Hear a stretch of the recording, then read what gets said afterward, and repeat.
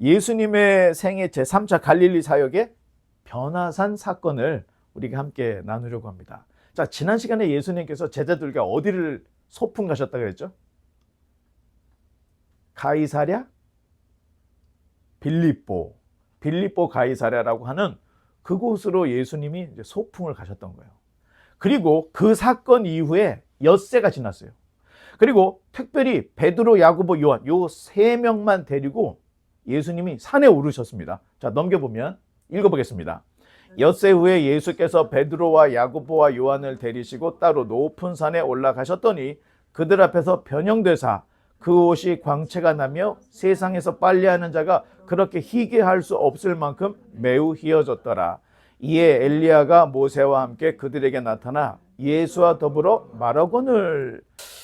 지난 시간 가이사랴 빌립보에서 주님께서는 자신이 고난을 받으시고 또 십자가에 달려 죽으시고 부활하실 것을 처음으로 공공연하게 말씀을 하신 거예요. 지난 시간에. 그런데 이 말씀 마지막에 이 땅에서 예수님을 부인하는 자를 주님도 마지막에 너희를 부인할 것이다. 그러니까 이 땅에서 주님을 인정하는 자 마지막 때 주님도 너를 안다고 인정하지만 이 땅에서 부인하는 자는 주님도 부인할 것이다. 자, 이런 이야기를 하시면서 넘겨보면 9장 1절입니다. 또 그들에게 이르시되 내가 진실로 너희에게 이르노니 여기 서 있는 사람 중에는 죽기 전에 하나님의 나라가 권능으로 임하는 것을 볼 자들도 있느니라 하시니라.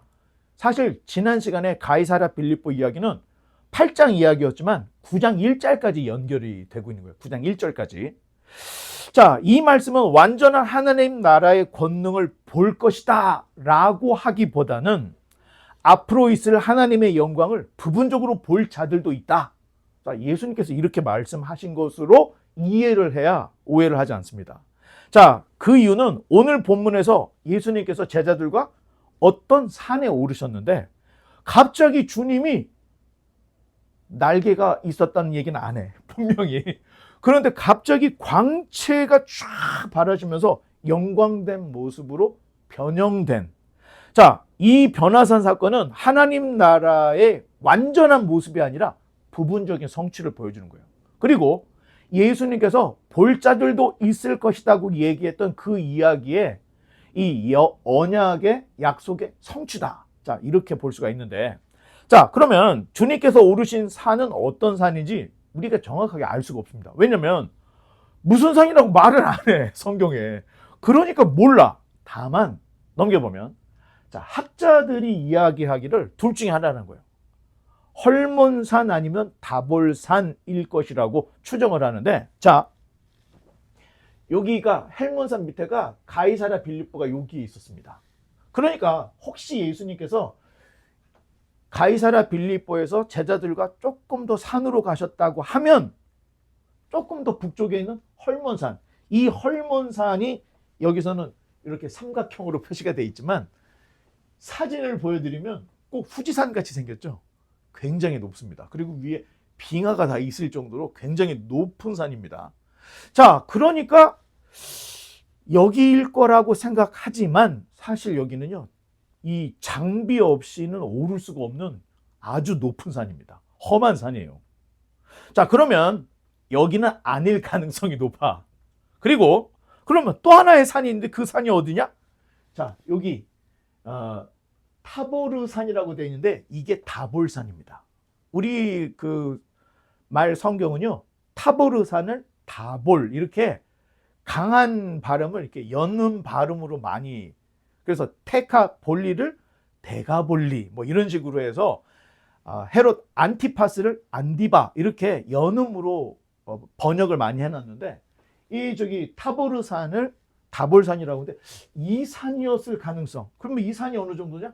지금 현재 현존하고 있는 사진에 지금 그 산을 볼 수가 있는데, 자, 여기 산이라고 하면 반나절 동안 가서 오르내릴 수 있을 정도의 산이에요. 그리고 변화산 사건 이후에 예수님께서 갈릴리와 가버나움에서 바로 사역을 하셔요.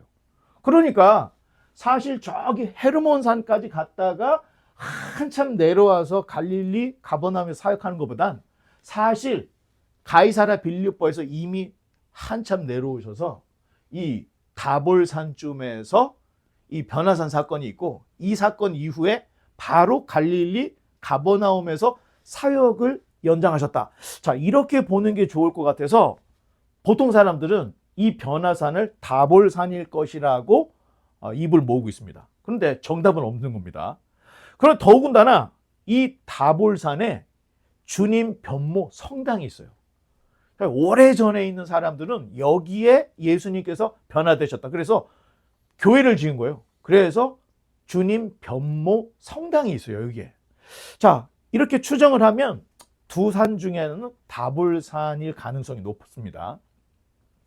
자, 주님께서는 그때 광채를 발하시는 모습으로 변형이 되셨는데, 광채, 주님의 굉장히 신적인 모습을 우리에게 보여주고 있습니다. 이 광채를 표현한 마가의 표현에 의하면 정말 너무 밝은 빛이야 이렇게 말을 하지 않고 빨래를 하는 자가 빨래하는 자가 그렇게 희귀할 수 없을 만큼 매우 희어졌더라 이렇게 표현해요. 이거 굉장히 제가 볼 때는 그때 당시 사람들이 표현할 수 있는 빨래를 하는 사람이 이렇게 희귀할 수 없다. 자, 이런 그 표현이 굉장히 재밌는 표현인 것 같은데, 자, 그러면 광채의 모습이라는 건 어떤 모습일까? 이게 다니엘서 7장에 나와 있습니다.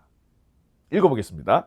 내가 보니 왕좌가 놓이고 옛적부터 항상 계신 이가 좌정하셨는데 그의 옷은 희기가 눈 같고 머리털은 깨끗한 양의 털 같고 그의 보좌는 불꽃이요 그의 바퀴는 타오르는 물이며. 자, 예수님의 이 광채의 모습은 다니엘서 7장에서 다니엘이 봤던 모습하고 비슷한 이런 모습으로 연결할 수 있는데, 옛적부터 항상 계시니, 옛날부터 항상 계신 이라고 하면 누구를 얘기할까요? 하나님을 이야기하는 겁니다. 지금 마가는 예수님의 이 변화산에서 이 광채로 변형되시는 그 모습을 옛적부터 계신, 항상 계신 하나님으로 연결을 시켜서 보여주고 있는데, 자, 변형되신 광채의 모습은 단순한 기적이 아니라 하나님의 현현이다. 우리 신의 현현이라는 말을 들어봤죠. 현현. 이게 뭐냐면은 신이 사람들 앞에 자기를 드러내는 거, 보여주는 거, 계시, 이거를 신의 현현이다. 자, 이렇게 우리가 이야기합니다. 자, 여기에서 두 사람을 만나. 누구하고 누구를 만났다 그랬죠? 그렇죠. 모세와 엘리야를 만났다. 이렇게 되어 있는데, 모세는 뭐를 대표하죠? 율법을 대표해요. 엘리야는 선지자를 대표하는 사람이에요. 자, 주님께서 산상설교에서 말씀하시기를 내가 율법이나 선지자를 폐하러 온 것이 아니다. 오히려 완전하게 하기 위해서 오셨다. 이렇게 말씀하셨는데, 변화산에서 지금까지 주님께서 가르치셨던 이 말씀들이 이게 그냥 이론적으로가 아니라 제자들 눈앞에 정말로 예수님이 하나님이시고 율법을 대표하는 모세, 선지자를 대표하는 엘리야를 만나심으로 그냥 오신 것이 아니라 율법과 선지자를 완성하러 오셨던 그분이구나. 이걸 이제 직관적으로 보여주고 있는 거예요. 자, 그렇다면 예수님은 단순한 현자가 아닙니다. 우리가 현자라고 하면 소크라테스, 플라톤 뭐 이런 사람들, 공자 막 이런 사람들을 현자라고 하는데 이 사람들도 사람입니다.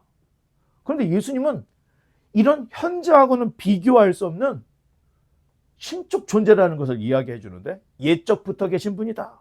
그리고 다니엘은 인자라는 말을 써요. 사람의 아들이라고 이야기하는데 그 사람의 아들이 하나님의 아들을 지칭하는 말이에요. 그리고 메시아, 그리스도, 예수님의 진정한 정체는 여기에서 딱 보여주고 있는 거예요. 자, 여기에서 제자 몇 명을 데려갔다 그랬죠? 예수님이 산에? 3명을 데리고 가셨다고 그래요. 자, 3명, 그 3명이 누구지? 베드로, 요한, 야고보, 이 3명을 데리고 갔는데 참 재미있는 게 율법에서도 증인은 몇 명을 세워요? 2-3명을 세우게 되어 있는 거야. 어찌 보면 예수님께서 변화산에서 자기의 진정한 정체, 실체를 보여줄 때 아무도 안 봤어. 그러면 누가 이거를 증언을 하겠어요? 그런데 제자 3명을 데리고 갔던 거야. 제자 셋이 봤어. 그러니까 증인이 될 수 있는 거예요. 율법적으로도. 자, 복음서 저자들은 예수님의 정체를 한 번에 빵 해갖고 봐. 하나님의 아들이야. 이렇게 이야기하지 않고 점진적으로 드러내 보여주고 있는데, 만약 그냥 꽝 보여주면 사람들이 어떻게 할까요? 꽝 하고 충격을 받아. 그리고 시간이 지나면서 다 이거 별거 아닌 일로 그냥 다 흐지부지 되는 거예요.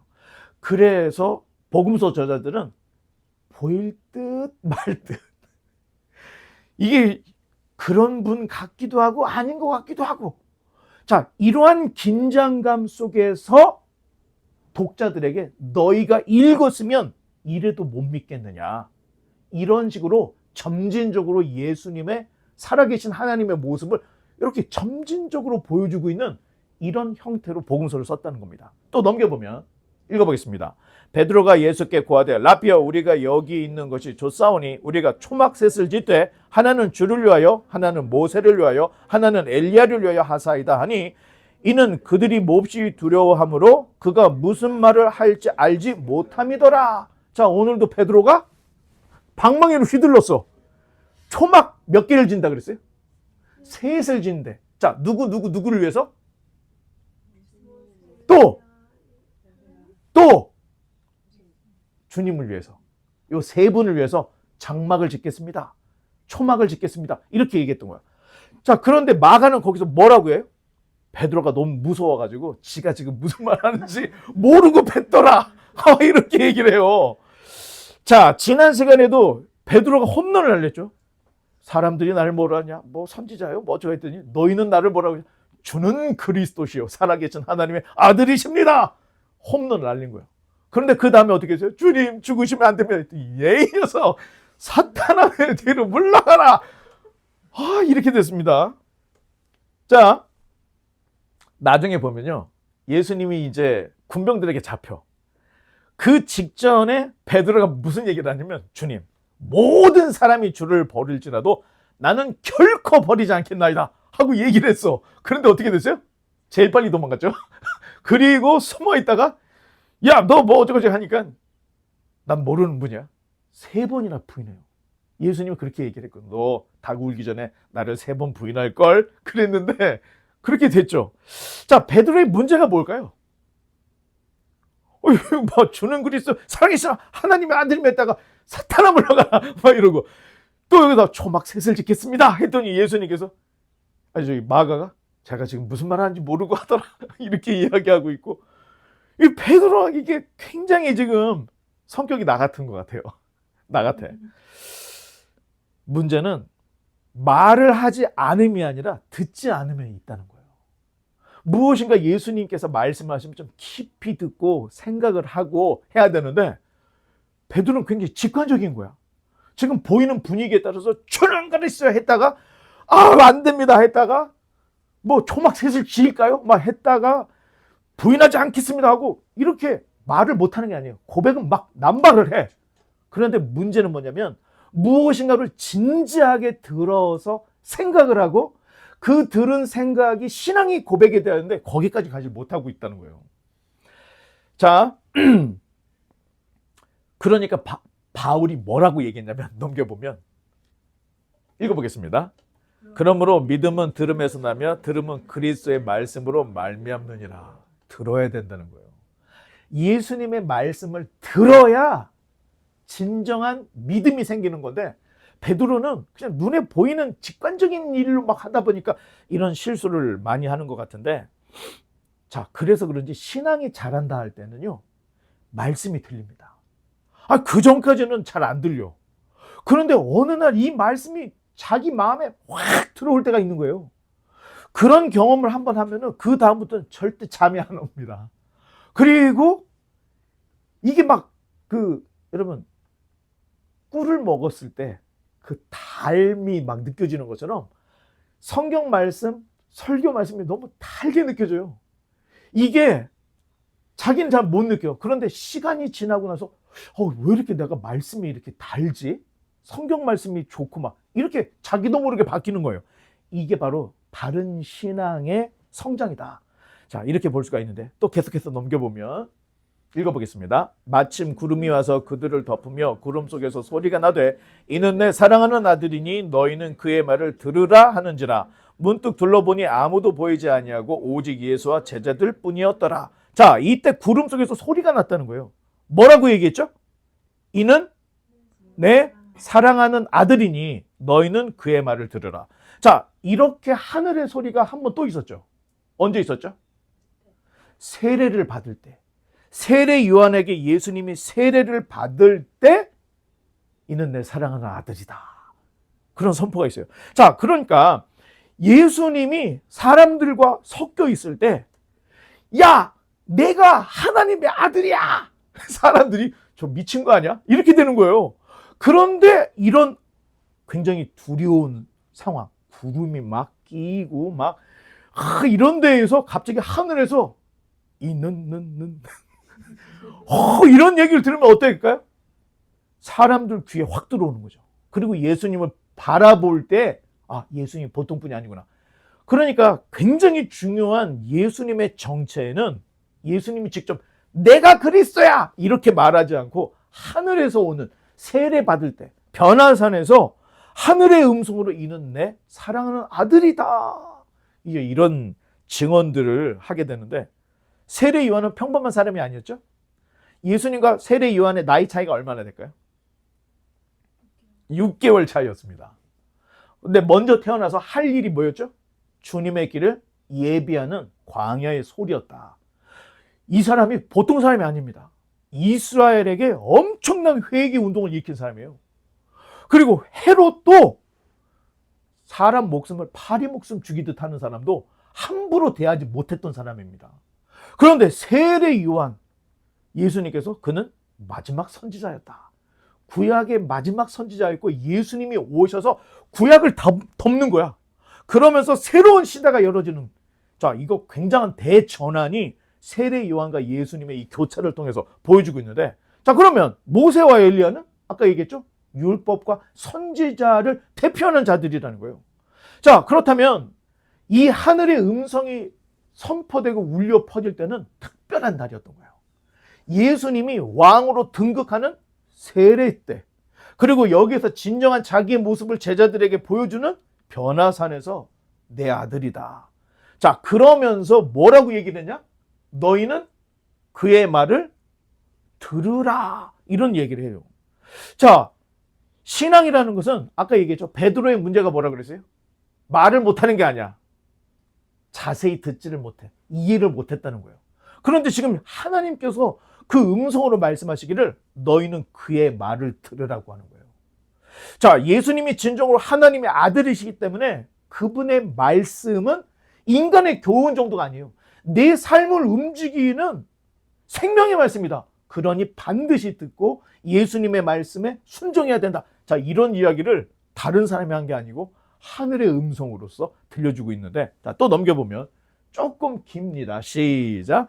그들이 산에서 내려올 때 예수께서 경고하시되 인자가 죽은 자 가운데서 살아날 때까지는 본 것을 아무에게도 이르지 말라 하시니 그들이 이 말씀을 마음에 두며 서로 문의하되 죽은 자 가운데서 살아나는 것이 무엇일까 하고 이에 예수께 묻자와 이르되 어찌하여 서기관들이 엘리야가 먼저 와야 하리라 하나이까.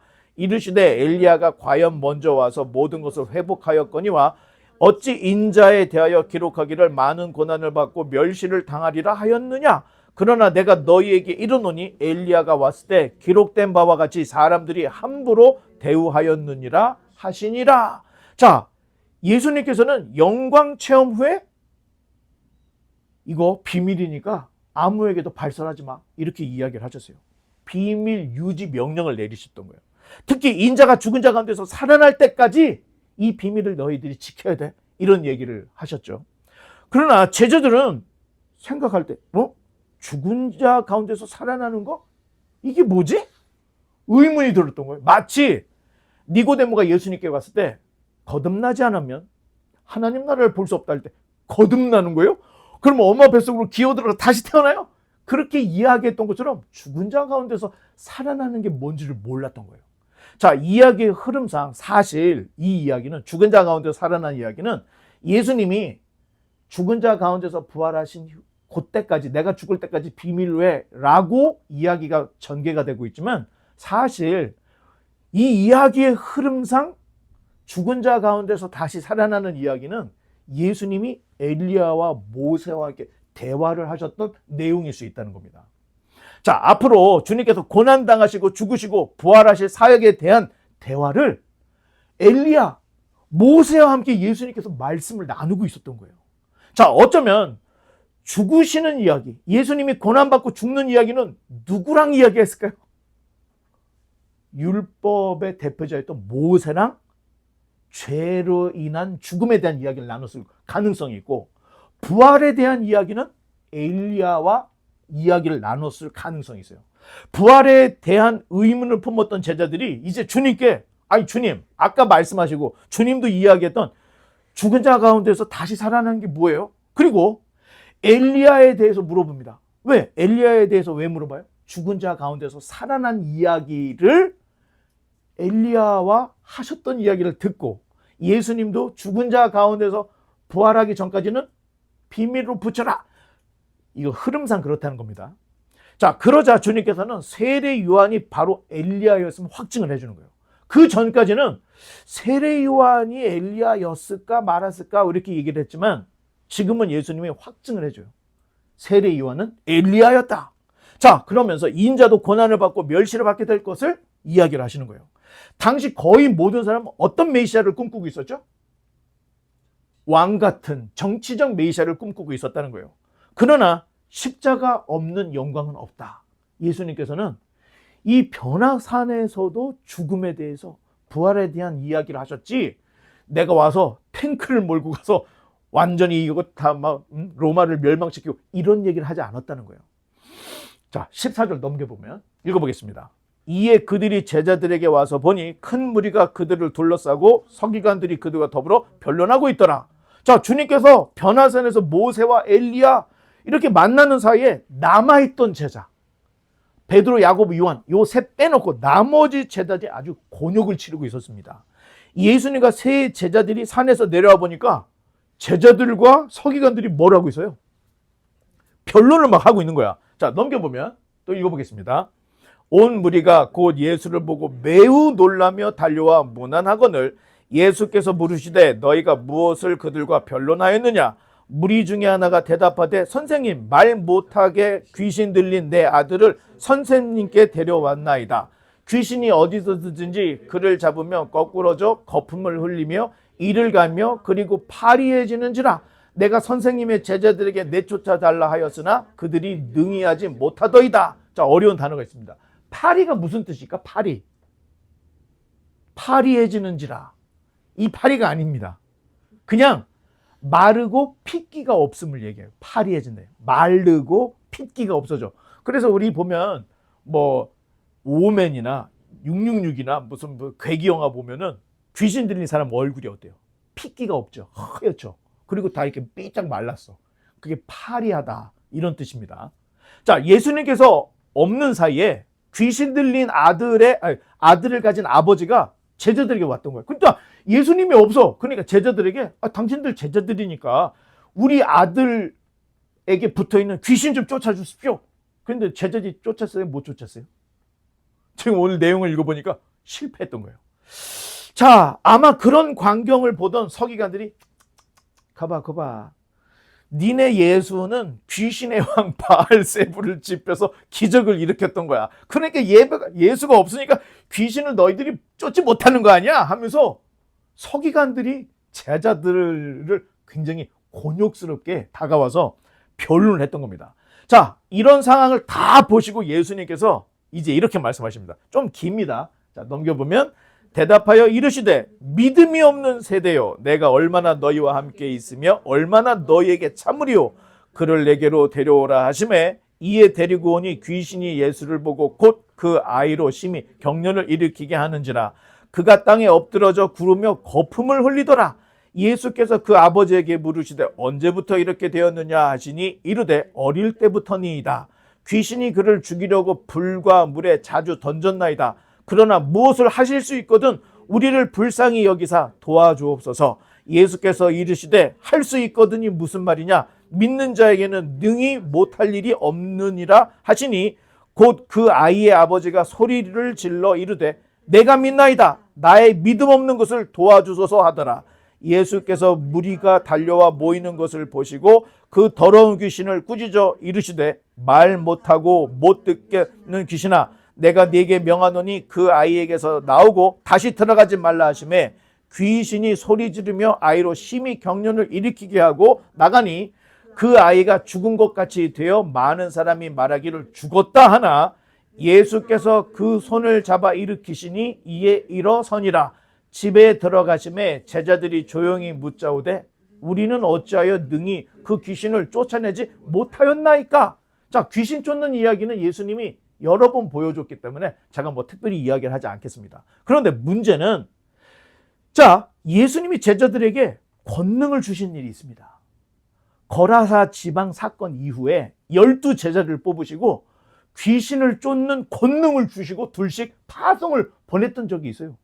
그러면서 이들이 정말로 막 기뻐서 돌아왔죠. 주님의 이름으로 귀신이 쫓아지던데요? 하고 막 흥분해서 왔어요. 자, 그런데 그때는 귀신이 쫓아졌는데 왜 오늘은 안 쫓아졌냐는 거예요. 왜 오늘은? 약발이 떨어졌을까? 의심이 들었을까? 아마 제자들은 내가 명하노니 귀신아 물러가라 하니까 안 떠나.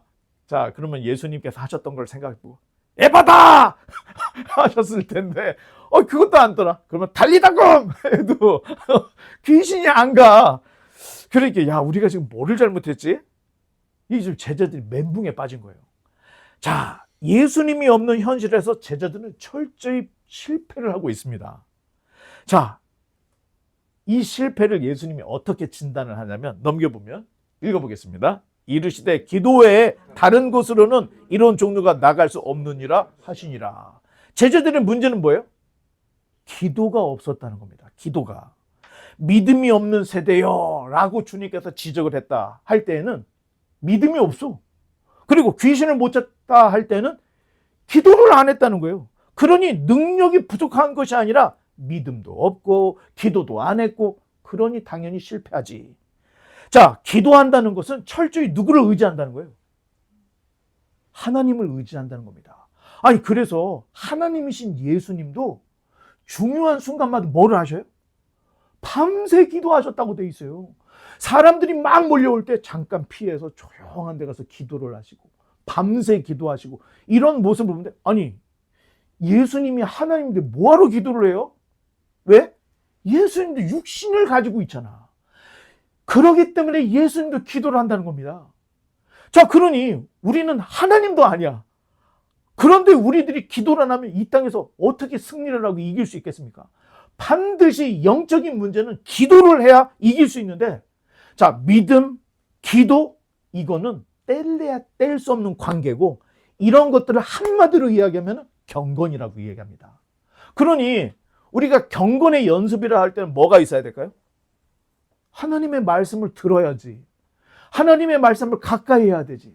순종해야지. 그리고 기도를 해야지. 이러한 것들이 합쳐져서 무엇을 만들어내요? 믿음을 만들어내는 겁니다.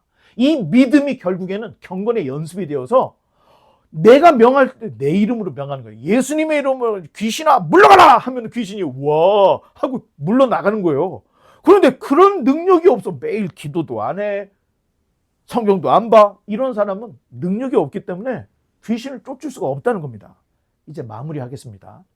오늘 우리가 살펴본 말씀은 변화한 산에서의 영광, 그리고 산 아래에서의 실패를 지금 읽었던 본문을 통해서 우리가 볼 수가 있는데, 예수님은 하나님의 아들, 율법과 선지자를 완성하실 유일한 분, 고난받는 메시아라는 것을 변화산 사건과 여러 가지를 통해서 우리에게 다 말씀을 하셨어요. 주님을 따르는 제자들이라고 하면은 주님의 말씀을 듣고 순종을 해야 되는 거예요. 자, 그렇다면 나는 예수님의 말씀을 듣고 있는가? 어떤 사람은 선택적으로 들어요. 하나님의 말씀을 그냥 다 듣는 게 아니고 내가 좋아하는 것만 픽 해서 선택적으로. 또 어떤 사람은 야, 이거 좀 불편한데? 자기 십자가를 어떻게 지지? 이런 사람들은 그냥 살짝 건너가. 또는 그냥 무시해버려. 아유, 나는 모르겠어 하고 이렇게 넘어가. 이거는 예수님의 말씀을 듣는 게 아니라는 거예요. 나한테 유리하든 불리하든 이걸 떠나서 예수님께서 하신 말씀을 전체적으로 듣고 순종하는 자세. 이게 바로 예수님의 말씀을 듣는 자세라는 거예요. 그러면 기도를 해야죠. 나는 과연 기도하고 있는가? 기도 없는 신앙생활은 결국 종교 활동으로 끝나버린다는 거예요. 기도라는 것은 하나님을 의지해. 그 말은 내 마음으로 하나님께 다가가는 것이 기도라는 거예요. 자, 그렇다면 기도가 없어. 그런데 무엇인가 열심히 해. 이게 다 종교 활동밖에 안 된다는 거예요. 마음도 없어. 진심도 없어. 인격도 포함이 되어 있지 않아. 그냥 주간 행사처럼 뭐 왔으니까 뭐 하고 막 이런 것들은 다 종교 활동으로 끝나버린다는 거예요. 자, 듣고 기도해야 그리스도의 장성한 분량까지 자라날 수 있고 순종을 해야 한다는 겁니다. 이제 말씀의 결론 맺겠습니다. 예수님은 하나님의 아들이십니다. 우리는 그분을 따르는 제자들이에요. 그렇다면 말씀을 듣고 순종하고 기도를 해야 한다는 거예요. 지금까지 어떻게 살았는가? 나는 그리스도인으로서 말씀을 들었는데 기도를 안 했어요. 저는 기도는 열심히 했는데 말씀을 잘 모릅니다. 자, 지나간 것은 돌이킬 수가 없어. 중요한 건 지금부터가 문제라는 거예요.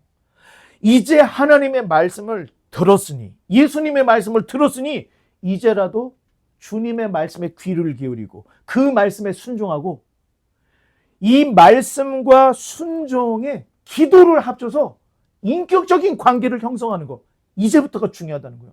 지금까지는 내가 어떤 모습이었는지 그거 뭐 괜찮습니다. 지금 제대로 알아들었으면 이제라도 부족한 부분을 채워서 우리가 건강한 그리스도인으로 자라나면 된다는 거예요. 지금 당장 내 일상 속에서 가장 기도하기 좋은 시간. 자, 여러분 어때요?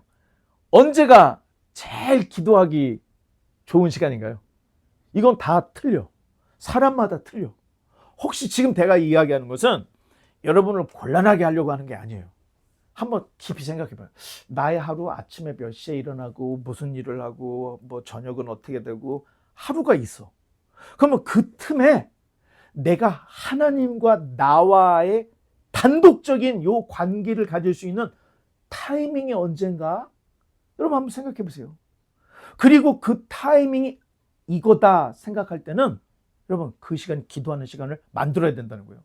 내 루틴 안에 기도를 집어내. 저는 아침, 점심, 저녁 밥 먹을 때 꼭 기도합니다. 그건 누구나 해. 그 기도 말고 지금 말하고 있는 하나님과 인격적인 관계. 자, 어떤 사람들은요. 독서의 시간을 가져라. 그러니까 기독교인이 아닌 사람. 독서의 시간을 통해서 자기를 돌아볼 수 있는 시간을 가진다. 이거 예수님 안 믿는 사람도 이런 시간들을 갖는다는 거예요. 그럼 우리가 예수님을 믿어. 그러면 나와 예수님과의 어떤 깊은 대화와 기도의 시간, 이건 없었다면 만들어내야 되는 거예요. 제가 볼 때는 제일 좋은 게 같이 운동을 하는 게 아니고 나 혼자 산책을 하는 거예요. 주님과. 제가 이렇게 생각해보니까 고등학교 때 저희 집이 6층이었는데 그 6층 위에서 하늘을 보고 정말 울면서 기도했던 게 생각이 나. 여러분도 내가 하나님 앞에 울고 기도할 수 있는 나만의 공간. 자, 우리가 요새 뉴저지는 다 집이 좁잖아. 다닥다닥 붙어서 여기 가면 냉장고, 여기 가면 화장실, 여기 가면 엄마 방 뭐 이렇게 되니까 어려워. 내가 알아. 그런데 그렇게 어려운 환경이지만 내가 하나님과만의 시간을 만들고 싶다. 그럼 나가세요, 여러분. 나가서 조용히 한 10분 내지 30분 걸으면서 하늘을 보고 달도 보고 별도 보고 하면서 하나님, 내가 오늘 무슨 일이 있었는데 너무 속상했습니다. 오늘 내가 욱하는 성질을 내가 제어를 못했습니다. 이런 거 기도하세요. 이런 거 기도하면 하나님께서 야, 너 이렇게 해보면 어떡하냐. 이런 대화. 여러분, 우리가 형식적인 종교 활동이 아니라 진짜 믿음과 신앙생활을 한다고 하면 주님과의 이런 인격적인 대화의 시간을 가져야 되는데 이런 대화를 가져서 경건에 이르는 사람은요, 귀신을 명함에 떠나간다는 거예요. 그렇지 못하고 종교적인 활동만 하는 사람은 이런 진지함이 없어.